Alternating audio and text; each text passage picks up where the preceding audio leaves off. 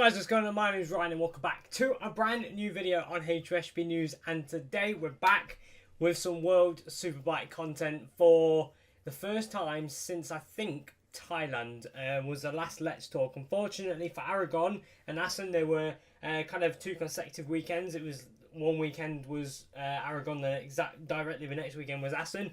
I was planning to do them both in one, and unfortunately other commitments and other issues and stuff kind of held me back on that one. So basically in this little video we're going to go through what happened in those two weekends, the race results, a few injuries that was picked up there, and then we've also got some news and stuff that's kind of gone on throughout this week, especially the biggest story, we'll get onto that later though, has come out this week. And then there's also a few other little bits and bobs that we can throw in going into this weekend. So going to take a look at Aragon, race number 1 first. Obviously Johnny Ray won that race on the Kawasaki, beating Davies at his kind of home territory. You know, it's Davies circuit, that is kind of not far from his home, and he's always gone very well there, but Ray was able to put a stop to that. And Forres, another really good ride for him on that Barney Racing Ducati. So I'm looking forward to see what Forres can do this weekend, because, you know, he's in Italy on a Ducati.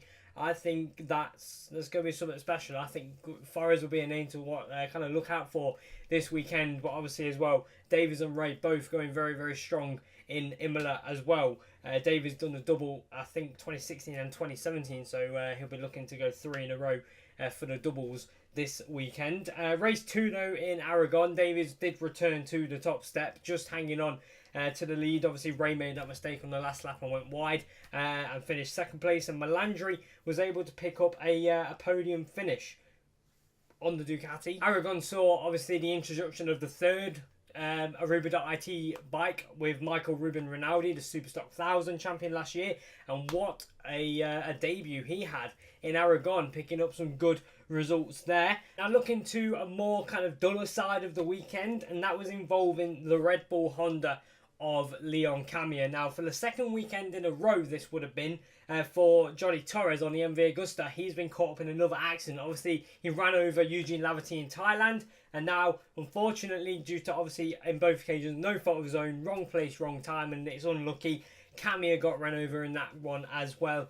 and unfortunately really badly injured. He had to sit out obviously race 2 in Aragon, and both of the Assen racers in Netherlands, obviously Jake Gagne went out there solo, and then obviously going on to Eugene Lavati, who I briefly mentioned there. Obviously he didn't ride in Assen still. Davide Giuliano stepped in, last year's Tyco BMW rider, I believe he was, for about 3 rounds before he then got injured and then kind of disappeared off the face of the earth for a bit, and he's back this weekend. Last weekend or 2 weeks ago at Assen he was back there. I'm not sure if he's going to be back again this weekend, because there is talks of Eugene Lavati trying to ride this weekend. I know he's actually flew out to Imola, so it'd be interesting to see whether or not, you know, Lavati can get back out there, and if he does, if he'll be fully fit, if he'll be able to complete the race distance. As for the Red Bull Honda team, I've not seen any updates on who will be riding that bike. I don't know if it's going to be Jake Gagne going again solo, or if they're going to bring somebody else in. I've not yet seen, so make sure you keep up to date on our Twitter, Facebook and Instagram. All the links, as you can see, are around the screen at the moment, so you can check out those and keep up to date with what's happening throughout this weekend in the 6th round of the championship, I believe it is, at Imola. So then we move on to Assen. Now obviously, like I said, we were a few riders down in that one, with Camier having that big crash, Giuliano coming in for the injured Eugene Lavati, and well, the weekend kind of started quite well, because it was a Patti Yamaha on pole position, and it wasn't the homeboy Magic Michael, it was Alex Lowe's who managed to put in a pretty impressive time in Assen to get pole position. But unfortunately in race 1 the wrong tyre went in on Alex Lowe's bike, and unfortunately he dropped right down the order and wasn't able to pick up a really good result really at the end of race number 1. Now it was Johnny Ray who took the win,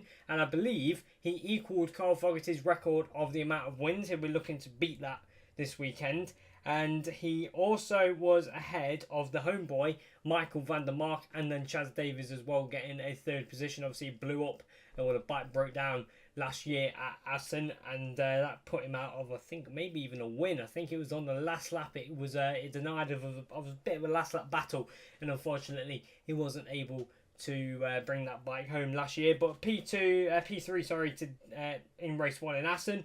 Race 2, though, was a completely different story because Tom Sykes started obviously on pole position as he finished the first race in 4th. And that helped him massively, I think, because whilst Ray, Davies and Van der Mark were all fighting their way through the field, it allowed Tom to escape, and Tom just absolutely dominated it. Now, there is talks that he's split up with his wife and he's had loads of kind of mental problems going on. You know, his head's not been fully focused on racing, but that Assen race, I think, was very important for Tom to get his head back into the game, and winning it over his teammate by a fair amount of time was good for Sykes. It's good for his, his head, and I definitely look out for him again at Imola because I believe he's got the most wins there, joint with most podiums joint with Ray, 10 of those. So definitely look out for Tom Sykes. He's going to be very, very quick this weekend, and then Van der Mark as well, rounding off the podium. 2 podiums at his home round on that Yamaha. Very, very good stuff from Magic Michael. Now, the race 2 win for Tom Sykes ended his drought of non-podium finishes, which lasted for 6 races. That's how long Tom Sykes hasn't been on the podium for. It was Kawasaki's 101st podium. So, yeah, that shows how Kawasaki have been quite dominant throughout these recent years, racking up them podiums. 101 podiums for them, and it was the 150th race that they were in the points. So pretty good stuff for them. And then also looking down, we have another top 10, and it was a P10 and a P9 for Toprak Razgatlioglu. Very impressive stuff. Obviously, he's got a new teammate this weekend in the name of Leon Haslam on the Elf kind of anniversary bike, which looks quite nice. You can see it in the box just under my face. So yeah, that looks quite nice. I've got a Calix swinging arm on there. Obviously, we know Calix from Moto2, the main frame supplier, although KTM obviously is catching up. So that's going to be quite interesting to see. Obviously, Leon has them doing Imola and also Donington Park. Jake Dixon doing Donington Park as well, but we'll get more onto that when Donington Park comes in a few weeks' time. And also, Loris Baz found some good kind of progress, some good steps with his Althea BMW as well in Assen. A few good results for him, especially saying how he had a pretty big moment, I believe, in race number 1. Right, now that was Aragon and Assen, a very quick rundown. We're going to go into Imola before then going into... Actually, no, we'll go World Supersport first. So, World Supersport, whilst we're kind of on the topic of Aragon and Assen, it would make a bit more sense. Aragon, obviously, Sandro Cortese, the German, who was meant to be riding in Moto2 this year with Kiefer Racing, got dragged into Kallio's team when obviously Kiefer Racing had a big financial issue. He won that race in Aragon from pole position with Caricasulo in 2nd place, and then the Frenchman Jules Cluzel on the NRT Yamaha in 3rd position. Randy Krummenacher managed to pick up a P11 despite crashing in the first couple of laps. And then also see the MV Augustas of Rafael De Rosa and Ayrton Badavini. They both had a mechanical. One crashed, and then the other one had a mechanical failure during that race in Aragon. So that was bad stuff for them. However, in Assen, they were able to redeem themselves that week later because Jules Cluzel got the win on his NRT Yamaha, his first since his home round in 2016. Randy Krummenacher, who obviously crashed in Aragon even, he was in 2nd place. And then, as I was just on about, Rafael De Rosa in 3rd place, taking MV Agusta's first World Supersport podium since Magny-Cours last year when PJ Jacobson was able to put that MV on the podium. Right, now, moving on to Imola. So, obviously, this weekend we're back in Italy. It's going to be quite an exciting race, I feel. There's just so many riders who, have pretty good history here. We'll go through a few of those. So 10 out of the last 14 races at Imola has been doubles. So obviously if you're new to World Superbike, you don't know what doubles is. There's 2 races, one on Saturday and one on Sunday. There is talks of going into 3 races for the weekend, 1 on Saturday and 2 on Sunday. We'll kind of get to that a bit more towards 2019 when the rules are officially announced. There was going to plan on kind of trialling it out at Donington and Portugal, but unfortunately that's not going to happen because the teams kind of put a stop to it. But So the guys who have done the doubles is Carlos Checker in 2010 and 2012, Tom Sykes in 2013, Johnny Ray in 2014 and 2015, and as I mentioned earlier on, Chaz Davies in 2016 and 2017, and he'll be looking to get his third double on the bounce this weekend at Imola. So let's take a look at what other stuff we have. Johnny Ray will be looking to lead 6 laps. Well, that's all he's got to do.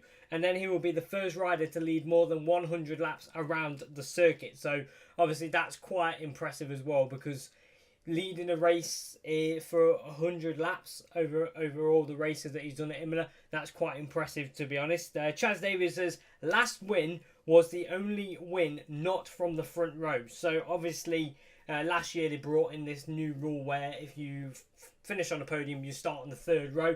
And obviously Chaz Davies won the first race, started 9th in the second race, and won the second race. So obviously that one was the first one that wasn't won from the front row. So obviously it looks like front row, it's quite crucial around Imola. Imola has had 12 different riders on pole position throughout all of its race weekends, which is quite impressive, because again, it just shows the nature of the circuit. It's just one of them ones where it can throw up anything.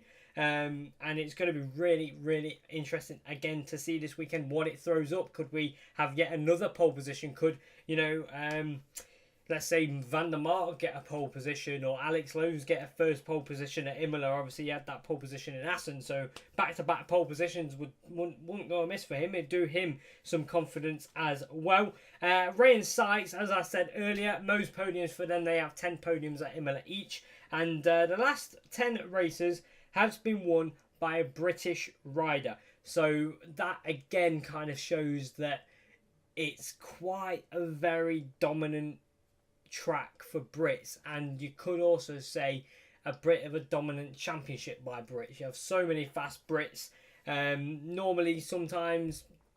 Normally on a good day, if Sykes is up there, you could say the podium is all Brit. So it will be interesting to see if Marco Melandri, for example, could get in the mix and get an Italian up there on the podium at his home round, obviously on the Ducati as well. So that would be kind of a double whammy for Ducati, and also the Italian fans having an Italian on the podium.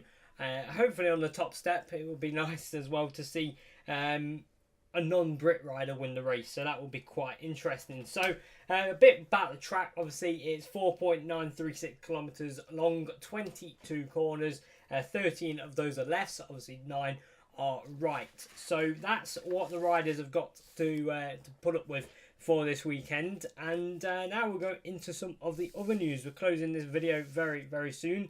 So going into this weekend, obviously it was announced, I don't know if you saw it over on the Instagrams, the Twitters and the Facebooks on various different accounts, that they have added a brake cooling system to be allowed for this weekend, and also in Donington, where then after Donington it will be reviewed for its efficiency, its effectiveness and stuff like that. And that is that there will be a front brake duct cooling system to make sure the temperatures are kept under control, and that they can keep working at optimum level, because obviously we've seen in the past brake issues. Thailand, with both of the Kawasaki's, had some sort of issues with the brake sites, also had a bit of an issue with the front forks and some sort of suspension issue there. But Johnny Ray definitely said that he had some sort of brake issues on the front, and that could be simply overheating, maybe a bit of brake fade when the glue on the pads kind of melt, and it just kind of reduces the effectiveness and the performance of your brakes.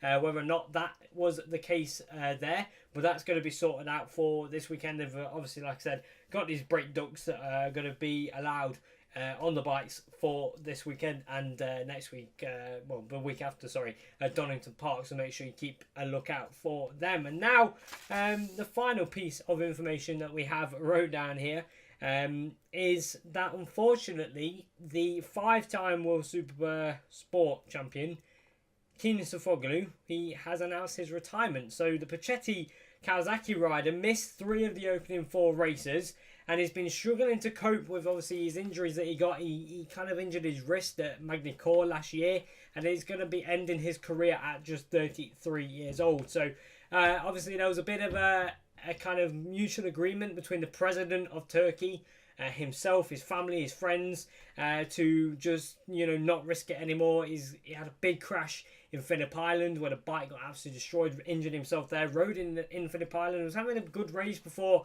I think he ran on and dropped down outside the points. He then decided to sit out after taking surgery. He sat out the rest of that. Well, the rest of the races that we've had so far, and he'll be racing for one last time at Imola, and it will be his one last time in his 20th career season. So it's his 20th anniversary. He'll be riding for one last time in Imola, and yeah, it'd be quite sad to see him go. You know, he's been a very, very class rider, 43 wins, 85 podiums, and like I said, 5 world titles. But no doubt he will be remaining in the paddock, because obviously he's got Toprak Razgatlioglu in the World Superbike class on that Progetti bike. He will be obviously bringing up all these young riders, just like Toprak himself. So yeah, that's quite sad news really to end the video on. And yeah, I'm just looking forward to see Keenan back out there, see what he can do in his final race ever. And it's going to be really good just to see that Turk rider back out there on track for one last time. Just before we go, we're going to go through the championship standings for both World Superbike and World Super Sport. So obviously, as many people would maybe expect, Jonathan Rea is leading the championship, although he's obviously, like I've kind of been alluding to, he's not had it all his own way this year. He's on 159 points, 30 points back though is Chaz Davies. A few little issues throughout the season has kind of affected him. Marco Melandri is in third place, 115. Could he have been a little bit higher? Could he have been a bit closer to his teammate? Maybe even a bit closer to Johnny Rea if he hadn't have had these stability issues that obviously he said that he's fixed in the private test that they all kind of had in Brno a few weeks ago. Michael van der Mark was in fourth, or is in fourth, 103 points, just 2 points ahead of race winner in Assen, Tom Sykes, 101 points, and then Forres in sixth place, 100 points. Then the second Yamaha of Alex Lowe's, 76 points ahead of Toprak Razgatlioglu, who we've been talking about there in 8th position. He's on 45 points with Loris Baz in 9th. The absent and injured Leon Camia on that Honda in 42 points in 10th place. And then going down, we have Torres, Roman Ramos, Lorenzo Savadori on the Milwaukee Aprilia, who obviously was going so well in Phillip Island before he crashed and injured himself. Leandro Mercado's in 14th, he's on 24 points. Michael Ruben Rinaldi, who is the third Aruba.it rider, he is in 15th points, 15 place, 21 points on the board. There we go. Jake Gagne, 16th. Eugene Laverty in 17th. PJ Jacobson on the satellite Honda with the Magneti Marelli electronics. He's been trialing them out for Honda before they actually took it off and put it on their bike. They have kind of kept it on Jacobson's bike. We didn't actually physically take it off and put it on, but you get what I mean. Davide Giuliano is in 19th place with Johnny Hernandez and an Ondra Jezek on his Yamaha, rounding out the top 21, and he is on 2 points. If we take a look at the manufacturer's standings, Kawasaki is on top, 173, Ducati second, 169, Yamaha third, 112, Honda on 55, BMW 44, Aprilia on 41, and an MV Agusta on 39. So we're going to round out the video now. I'm just going to go through the top 10 in the World Super Sport Championship. It's the reigning champion, Lucas Mahias, who just leads the way by 1 point over Randy Krummenacher, who is in second place, with Sandro Cortese, the winner in Aragon. He is in third place, with the winner from Assen in fourth. He's just 14 points behind Cortese. He's sat on 50 points is Cluzel. Federico Caricasulo, he's in fifth place, 49 points, with Luke Stapleford, who obviously got his penalty kind of taken off him after getting a pretty hefty penalty after his collision. Well, I say collision, there was apparently a collision, but I never thought there was. And obviously, they took that penalty off after, I believe it was Caricasulo who ended up in the gravel in Assen. Stapleford was able to get that position back. He lies in 6th on the championship with Rafael de Rosa, who got that podium in Assen. He is in 7th place with Nicky Tully, who obviously he had a pretty strong season with the Calio bike, and this year he's gone to the Honda. Not quite worked out for him. He's down in 8th at the moment. He'll be looking to get himself back up there. Kyle Smith in 9th place. He's kind of gone a little bit under the radar as well this year. He'll be again looking to improve as the season goes on. And then rounding out the top 10 is Thomas Gradinger on 18 points on his Yamaha. The manufacturers for that, Yamaha on top with 100 points.